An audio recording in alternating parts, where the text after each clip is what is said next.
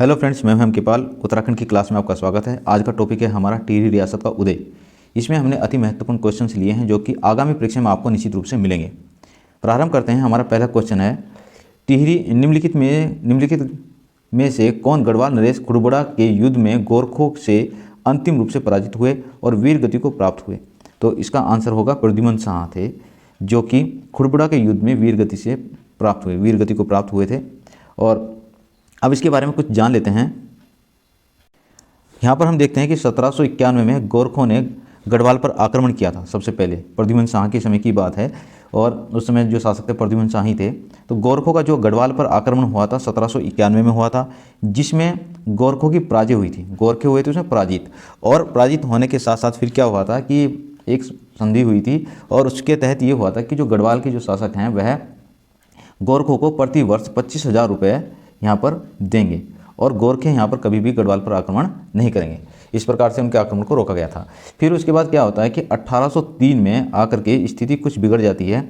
एक तो भयंकर जो है भूकंप की स्थिति उत्पन्न होती है, भूकंप यहाँ पर आ जाता है, उससे भी आर्थिक स्थिति कमज़ोर होती है। दूसरा क्या होता है कि राज्य में विभिन्न प्रकार की गुटबंदी हो जाती है, जो आंतरिक गुटबंदी हो जाती है। कुछ जो मंत्री थे वो राजा के विरोध हो जाते हैं और गृह युद्ध की जैसी स्थिति उत्पन्न हो जाती है। तो आंतरिक गृह और आर्थिक स्थिति कमज़ोर होने के कारण राज्य की, इससे क्या हुआ कि जो गोरखा थे, जो गोरखा इनके दुश्मन थे, उनको एक अवसर मिल गया। और फिर ये क्या करते हैं कि फरवरी 1803 में गोरखे पुनः फिर गढ़वाल पर आक्रमण कर देते हैं। और गोरखों के जो सेनापति थे इस समय यहाँ पर अमर सिंह थापा और हस्तीदल चतुरिया के द्वारा गढ़वाल पर आक्रमण किया जाता है। अमर सिंह थापा और हस्तीदल चतुरिया के द्वारा गढ़वाल पर आक्रमण किया जाता है।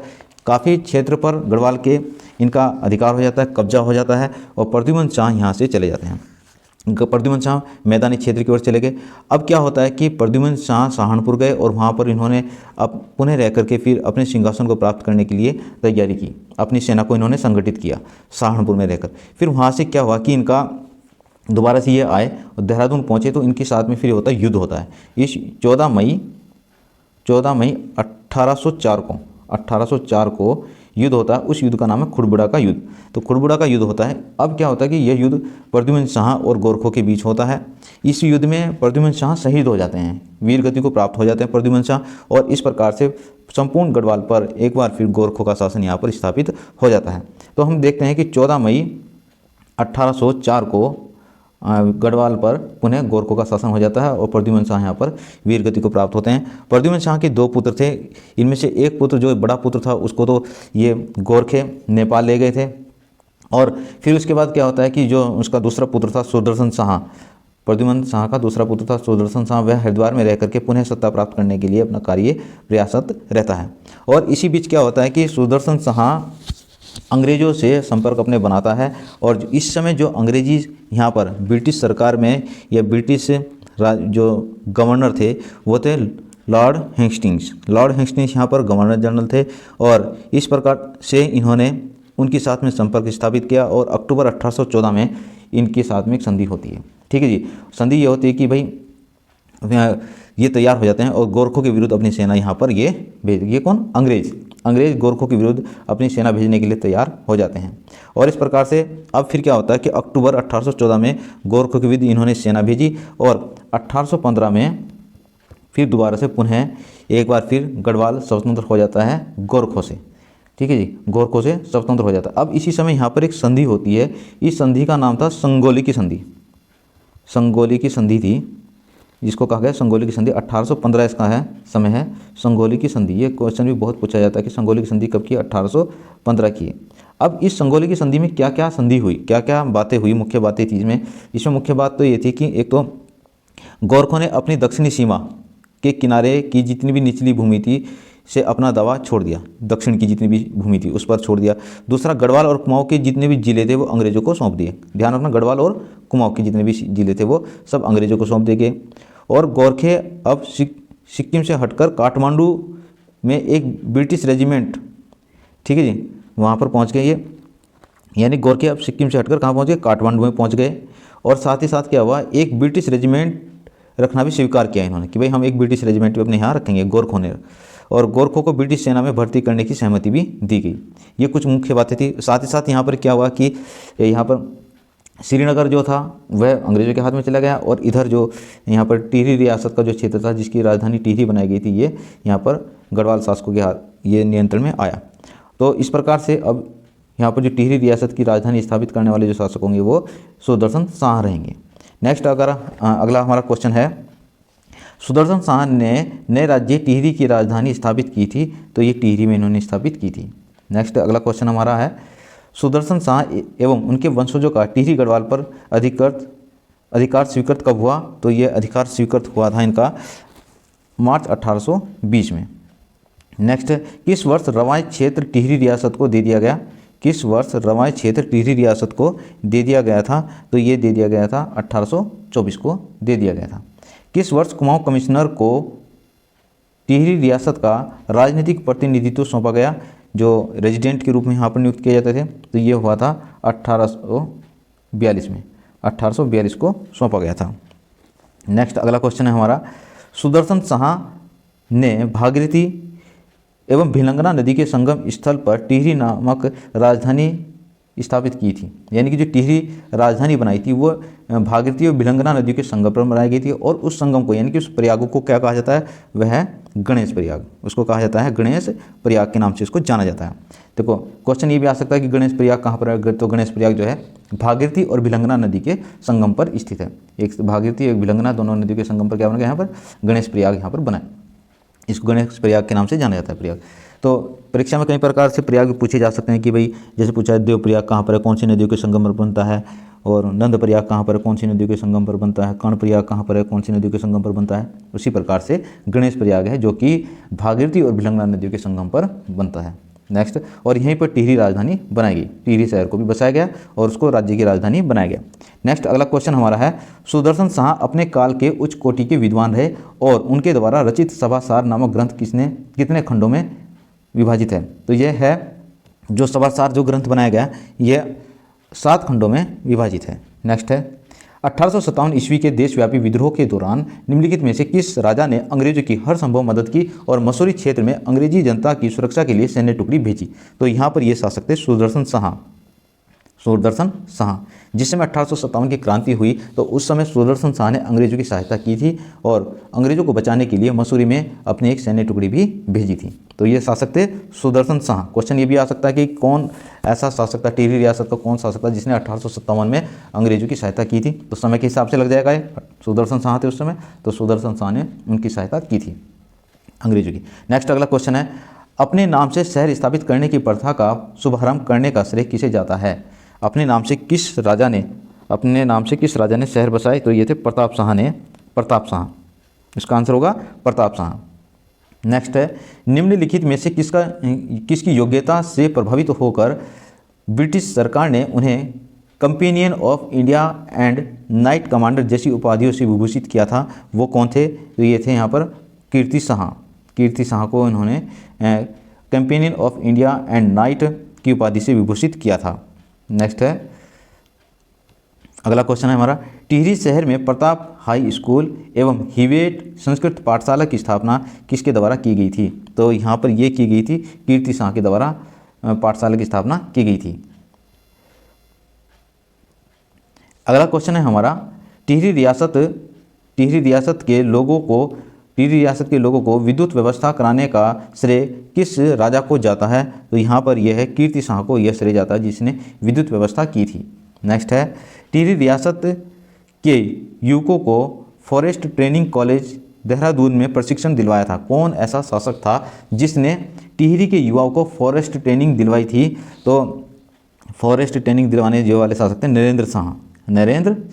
नेक्स्ट है अगला क्वेश्चन, अपने पिता की स्मृति में 1 लाख रुपए की एक मुश्त रकम एवं 6,000 रुपये की सालाना राशि बनारस हिंदू विश्वविद्यालय को सहायता के रूप में प्रदान करने वाले शासक कौन थे, तो ये थे यहाँ पर नरेंद्र शाह के द्वारा प्रति वर्ष बनारस हिंदू विश्वविद्यालय को 1 लाख रुपये और एक मुश्त और 6,000 रुपये सालाना देने का वादा किया गया था और ये इनके द्वारा दी जाती थी। नेक्स्ट है, नरेंद्र नगर की स्थापना कर किस वर्ष नरेंद्र शाह ने उसे टिहरी रियासत की राजधानी बनाया था, तो 1925 में इन्होंने टिहरी रियासत की राजधानी नरेंद्र नगर शहर को बनाया था। नेक्स्ट है, अंग्रेजी सरकार ने अंग्रेजी सरकार ने इन्हें 18वीं गढ़वाल राइफल्स रेजिमेंट का मानद लेफ्टिनेंट की उपाधि से अलंकृत किया गया था, वह कौन से शासक थे?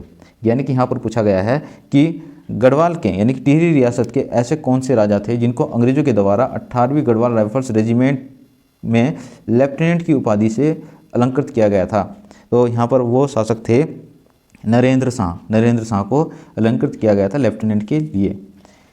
अब क्या होता है, अगला क्वेश्चन है, किस वर्ष नरेंद्र शाह के काल में यमुना नदी तट पर स्थित तिलाड़ी मैदान की घटना हुई जिसे रवाई कांड के नाम से भी जाना जाता है? तो यह घटना हुई थी 1930 को यह घटना हुई थी। नेक्स्ट है, प्रशासनिक सुविधा की दृष्टि से टिहरी राज्य का विभाजन कितने खंडों में किया गया? प्रशासनिक व्यवस्था से टिहरी का कितने खंडों में विभाजन किया गया? 4 खंडों में विभाजन किया गया था। सामान्यतः राजा, अगला क्वेश्चन है, सामान्यतः राजा की आज्ञा से कृषि कार्य स्वतंत्र रूप से करने वाले क्या कहलाते थे? यानी कि स्वतंत्र रूप से जो कृषि कार्य करने वाले लोग क्या कहलाते थे? तो मोरूसीदास कहलाते थे। मोरूसीदार वो है कहलाते थे। क्वेश्चन एक बार फिर सुनते हैं, सामान्यतः राजा की आज्ञा से कृषि कार्य स्वतंत्र रूप से करने वाले क्या कहलाते थे? तो ये ऑप्शन को इसका आंसर होगा मोरूसीदार कहलाते थे। नेक्स्ट है, टिहरी में मोहम्मद मदरसे की स्थापना किसके द्वारा की गई थी? तो टिहरी में मोहम्मद मदरसे की स्थापना कराने वाले शासक कीर्ति शाह थे। नेक्स्ट है, चिकित्सा क्षेत्र में राजा की ओर से पहला प्रयास प्रताप शाह के काल में मिलता है और पहला खैरात खाना यहाँ पर खोला गया, सफ़ाखाना खोला गया। कब खोला गया? तो ये खोला गया था 1876 में, यह सफ़ाखाना की स्थापना यहाँ पर की गई थी, खैरात खाना जो खोला गया था। लेकिन अगर बात आती है आधुनिक चिकित्सालय किसने बनवाया था, तो आधुनिक चिकित्सालय बनाने का जो श्रेय जाता है वो नरेंद्र शाह को जाता है।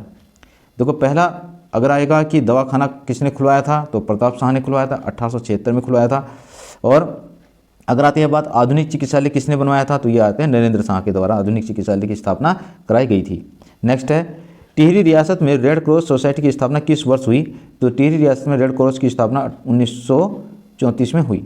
1934 में रेड क्रॉस की स्थापना की गई थी। नेक्स्ट क्वेश्चन है, टिहरी रियासत में red cross society, question repeat हो चुका, टिहरी रियासत का प्रथम जन आंदोलन था। टिहरी रियासत का पहला जन आंदोलन, प्रथम जन आंदोलन की बात हो रही है यहाँ पर। टिहरी रियासत का प्रथम जन आंदोलन कौन सा था? तो ये सकलाना आंदोलन था। सकलाना इसका आंसर होगा। नेक्स्ट है, किस रक्त रंजित घटना को टिहरी रियासत के इतिहास में टिहरी का जलियांवाला कांड भी कहा जाता है? तो यह है, इसका आंसर होगा रवाई कांड, जो कि 1930 में यह घटना हुई थी।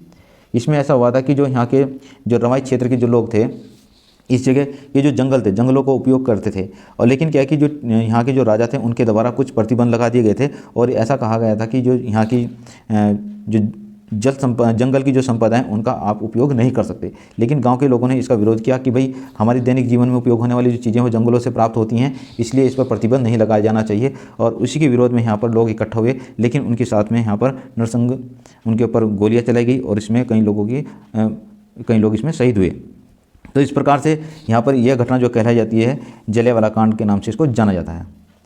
नेक्स्ट, भागीरथी एवं भिलंगना संगम स्थल गणेश प्रयाग टिहरी नामक स्थल पर अपनी राजधानी की स्थापना किसने की? देखो क्वेश्चन फिर दोबारा से आगे घुमा फिर आगे किसी न किसी रूप में क्वेश्चन अलग से पूछा जाता है। तो ये सुदर्शन शाह के द्वारा इसकी स्थापना की गई थी। नेक्स्ट है, किस उच्च कोटि की विद्वान शासक द्वारा रचित सभासार नामक ग्रंथ के 7 खंड हैं? तो ये भी क्वेश्चन वही है, दोबारा से घुमा के पूछा गया। ये सुदर्शन शाह के द्वारा सभासार नामक ग्रंथ की स्थापना की गई, ग्रंथ रचा गया और उसके 7 खंड थे।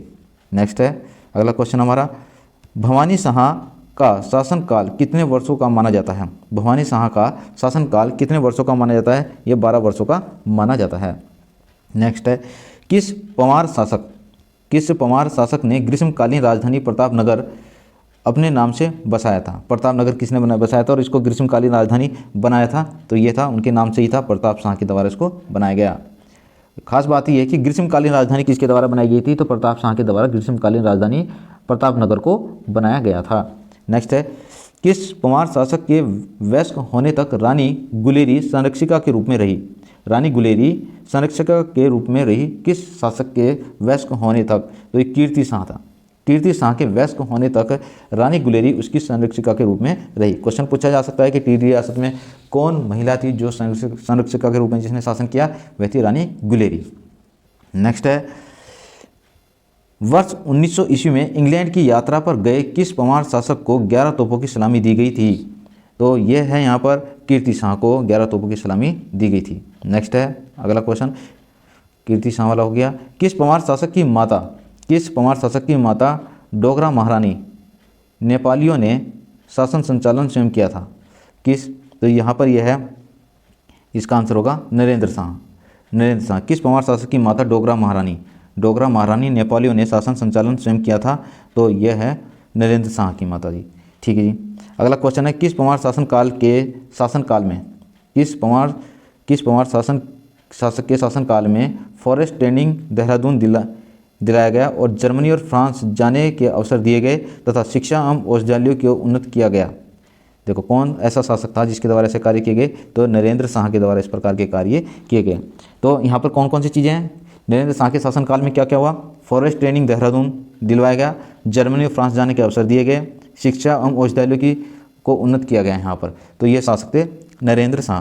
तो इस प्रकार से टिहरी रियासत से संबंधित अति महत्वपूर्ण क्वेश्चन हमारे हो चुके हैं। फ्रेंड्स, यदि अभी तक आपने हमारे चैनल को सब्सक्राइब नहीं किया है तो चैनल को सब्सक्राइब जरूर कर लीजिए।